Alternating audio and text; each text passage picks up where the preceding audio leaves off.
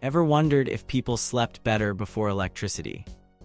What if everything you know about medieval sleep is wrong? Number 5. The mystery of second sleep. Was interrupted sleep actually normal? Did you know medieval people didn't sleep through the night? That's right. Historical evidence suggests that medieval folks had a completely different sleep pattern than we do today. They practiced something called segmented sleep or biphasic sleep. Instead of our modern goal of 8 uninterrupted hours, medieval people typically slept in 2 distinct chunks. When darkness fell, usually around 8 or 9 p.m., medieval folks would go to bed for their first sleep. This would last about 4 hours. Then, believe it or not, they'd wake up around midnight.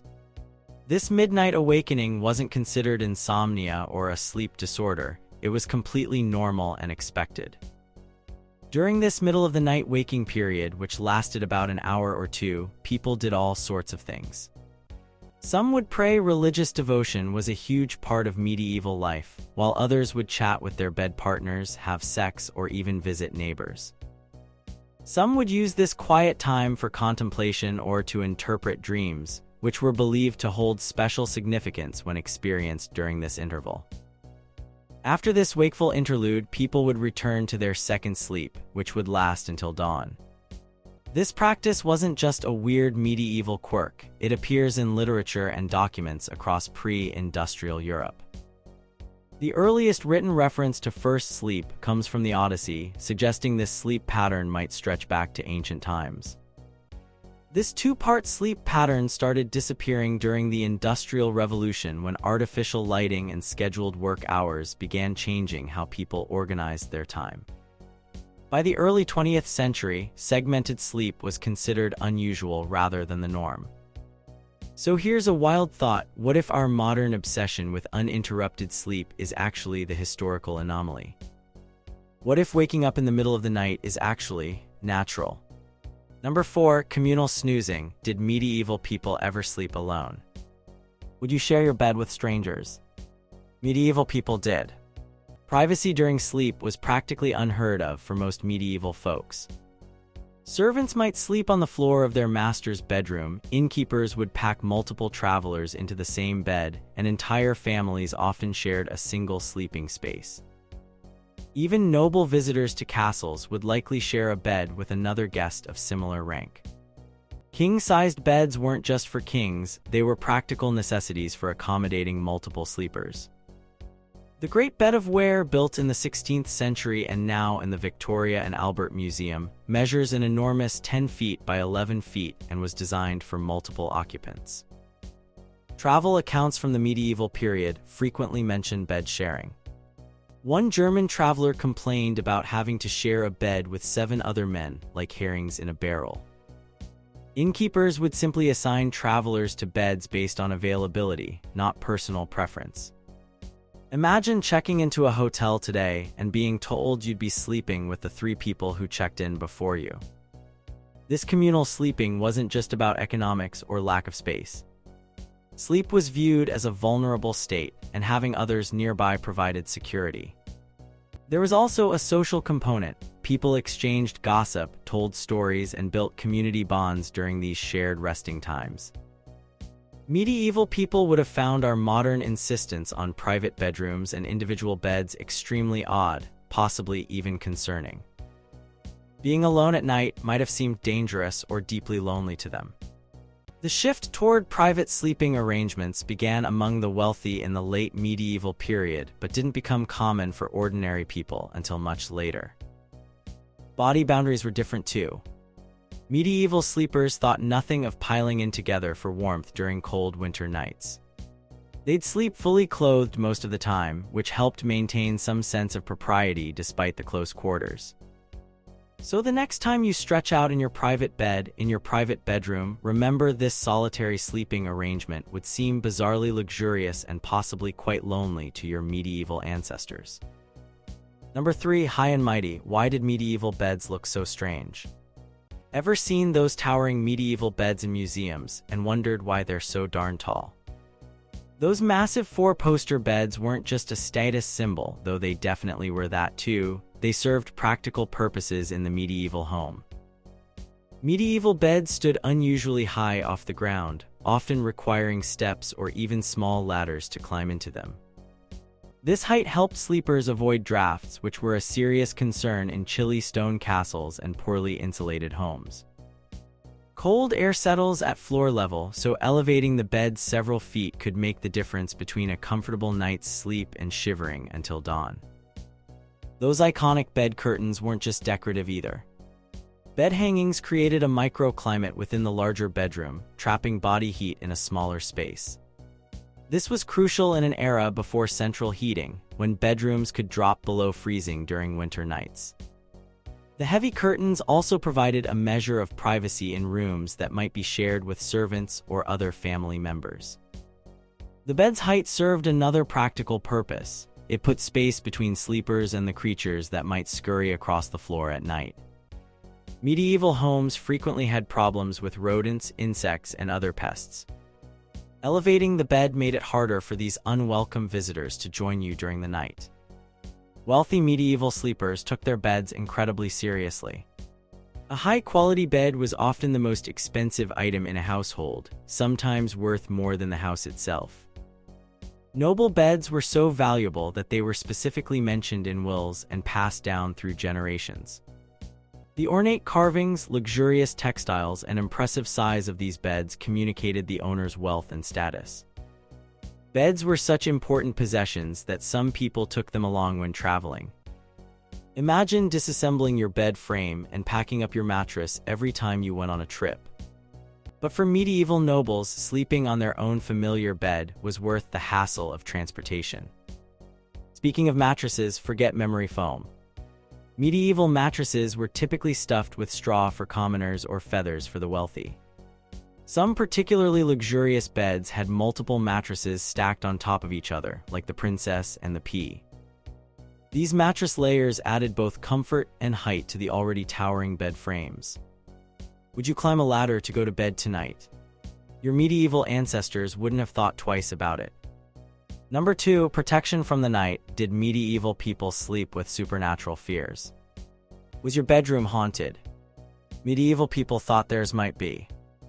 The hours of darkness held very real terrors for medieval sleepers, who developed fascinating rituals to protect themselves during their vulnerable sleeping hours. The medieval world was filled with supernatural dangers that seemed particularly threatening after dark. Demons, spirits, witches, and other malevolent forces were believed to be most active at night, and they particularly targeted sleepers. Medieval people didn't separate superstition from reality the way we do. These night terrors were very real concerns. To ward off these dangers, medieval sleepers developed elaborate bedtime rituals. Many would make the sign of the cross over their beds before sleeping or sprinkle holy water around their sleeping area. Prayers specifically designed for bedtime protection were recited, often including appeals to guardian angels for defense during the vulnerable hours of sleep. Physical objects provided protection too. Many medievals slept with religious items nearby. Crucifixes, rosary beads, or small devotional books might be placed under pillows or hung on bedposts. Some kept blessed candles ready to light if they sensed danger during the night.